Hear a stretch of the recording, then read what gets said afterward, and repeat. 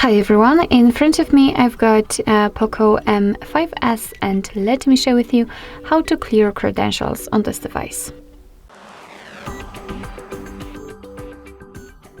So first of all, let's enter the settings, and here we have to scroll down to find passwords and security. Now let's tap on the privacy, and here enter encryption and credentials.